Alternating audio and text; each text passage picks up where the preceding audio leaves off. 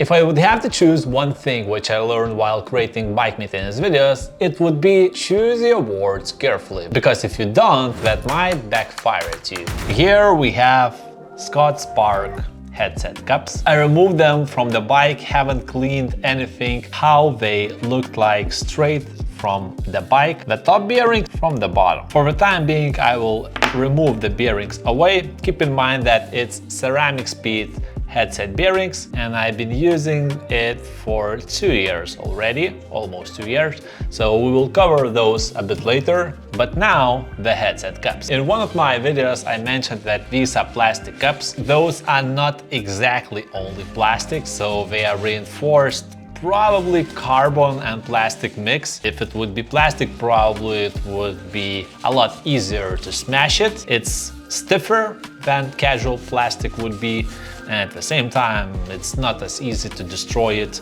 as it might look like. So that is the first thing.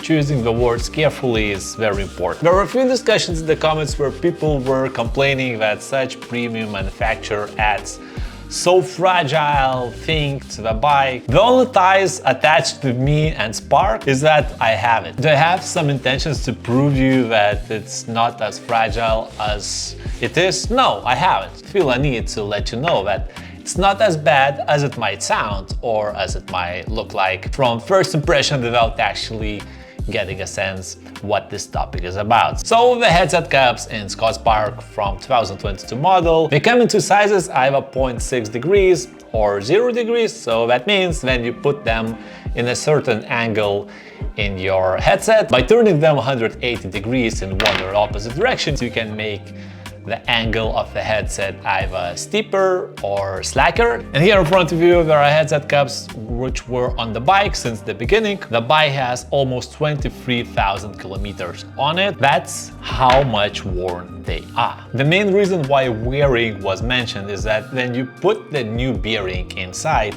it's not as snug as it would be in the new headset cups. That's the only concern I had after replacing headset bearings to ceramic speed after 7,000 kilometers, so it's 1 season and a bit. Headset cup frame size dependent, so on the outer side a markup here which has HT and then 3 digits number. For large frame it's 105, for extra large it's 115, and for ours it's even smaller than that. How that angle will be set in your headset in order to achieve that based on the dimensions of your frame size. There's the most fragile area where you can mess this up, breaking those pins. Those pins find a place in the frame either from the top tube or from the bottom, so there are just holes where they get snug. Imagine that if those breaks for one or other reason, the only reason how those can break is if you uncarefully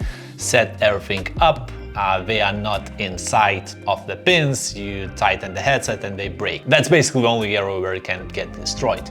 Now the other thing, you can see there is a notch, and that notch over the years became significantly less visible, but it still is. So imagine all that dirt trapped inside, all those grinds with the sand, etc. It's still visible. If it can last 3 years and it could actually still last a bit more, probably it's not a concern at all. I've been replacing brake lever on the right, so I decided that, well, if I'm at that stage, maybe it would be just beneficial to replace those at least for once, because the bearings, they're still good. So I ordered a set for L size frame, and the set also includes the 0 degrees cups. I'm not going to use them. Actually, I had 0 degrees from the original set, and here is old. Even the notch, that one which indicates the angle, is not as badly worn as I might have anticipated. Well, the only concern, as I mentioned, are those pins, which are a bit squeezed. With that being said, I will use the same bearings again, and I was just curious how snug they will sit in those new cups compared to the old ones.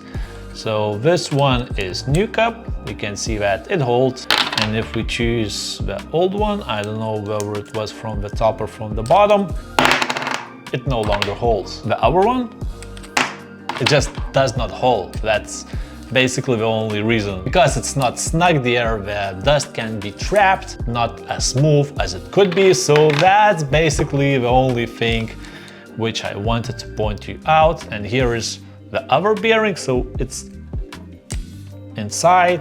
It's not like very snug, but it still sits there. In comparison, if we add it to the old, it just doesn't hold and also doesn't hold. That's the only reason why I'm replacing that. And trust me, you don't feel that looseness of the headset cap while riding. It's just when you clean everything properly and you just try to exaggerate that.